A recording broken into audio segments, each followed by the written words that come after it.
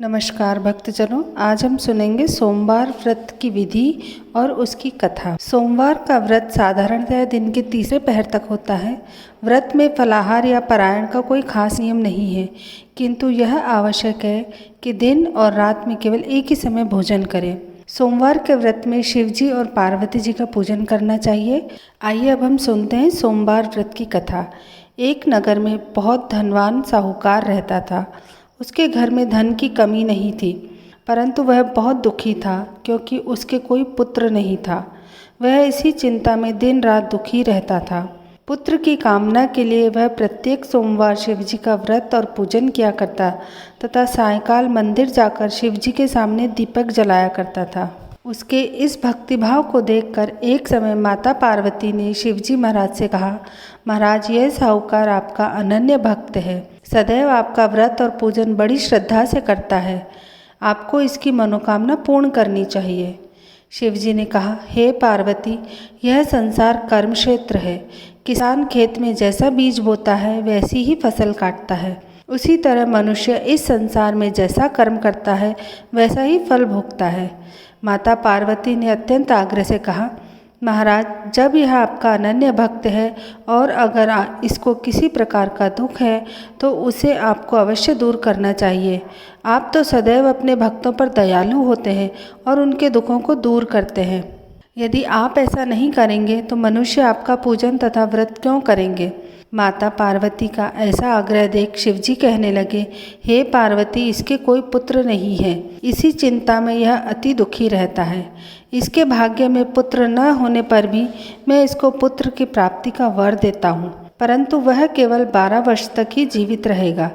इसके पश्चात वह मृत्यु को प्राप्त हो जाएगा। इससे अधिक मैं इसके लिए कुछ नहीं कर सकता। माता पार्वती और भगवान शिव का यह वार्तालाप साहूकार सुन रहा था। इससे उसको न कुछ प्रसन्नता हुई और न ही कुछ दुख हुआ। वह पूर्व की तरह शिवजी का व्रत और पूजन करता रहा। कुछ समय बाद साहूकार की स्त्री गर्भवती हुई और 10वें महीने उसके गर्भ से अति सुंदर पुत्र उत्पन्न हुआ। साहूकार के घर में बहुत खुशी मनाई गई, परंतु साहूकार तो यह जानता था कि उसकी केवल 12 वर्ष की आयु है, इसलिए उसने अधिक प्रसन्नता प्रकट नहीं की और न ही किसी को यह भेद बताया। जब वह बालक 11 वर्ष का हो गया तो बालक की माता ने उसके पिता से उसके विवाह करने के लिए कहा। साहूकार ने कहा, अभी मैं इसका विवाह नहीं करूँगा, मैं अपने पुत्र को काशी पढ़ने के लिए भेजूँगा। साहूकार ने बालक के मामा को बुलाकर उसको बहुत सा धन देकर कहा, तुम इस बालक को काशी पढ़ने के लिए ले जाओ और रास्ते में जिस स्थान पर भी जाओ यज्ञ तथा ब्राह्मणों को भोजन कराते तथा दक्षिणा देते हुए जाना। दोनों मामा भांजे यज्ञ करते और ब्राह्मणों को भोजन कराते तथा दक्षिणा देते काशी की ओर चल पड़े।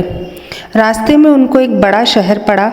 उस शहर के राजा की कन्या का विवाह था, परंतु जो राजकुमार विवाह कराने के लिए आया था वह एक आंख से काना था। उसके पिता को इस बात की बड़ी चिंता थी कि कहीं राजकुमार को देख राजकुमारी तथा उसके माता पिता विवाह में किसी प्रकार की अड़चन पैदा न कर दे। जब उसने अति सुंदर सेठ के लड़के को देखा तो मन में विचार किया कि क्यों न द्वाराचार के समय इस लड़के से वर का काम चलाया जाए।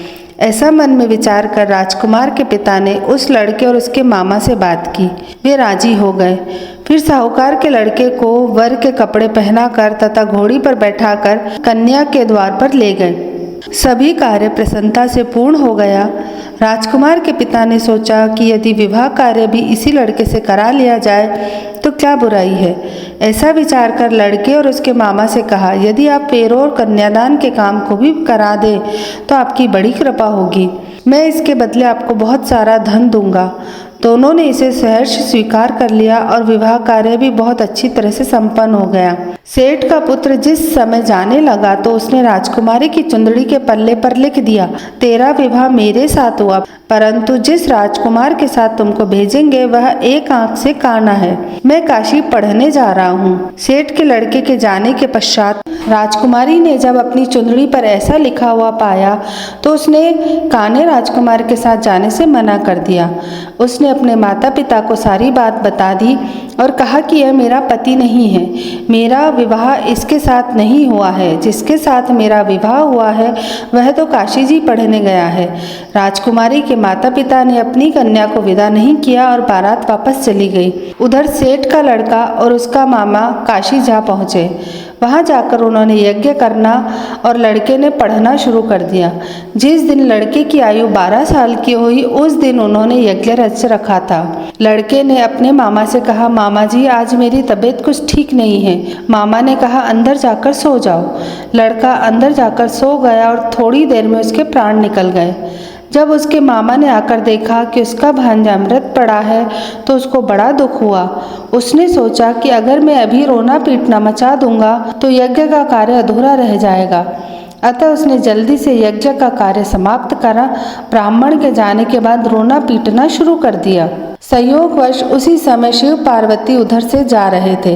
तब उन्होंने जोर जोर से रोने की आवाज सुनी तो पार्वती कहने लगी, महाराज कोई दुखिया रो रहा है, इसके कष्ट को दूर कीजिए। जब शिव पार्वती वहां पहुंचे तो उन्होंने पाया कि वहां एक लड़का मृत पड़ा है। माता पार्वती कहने लगी, महाराज यह तो उसी सेठ का लड़का है जो आपके वरदान से उत्पन्न हुआ था।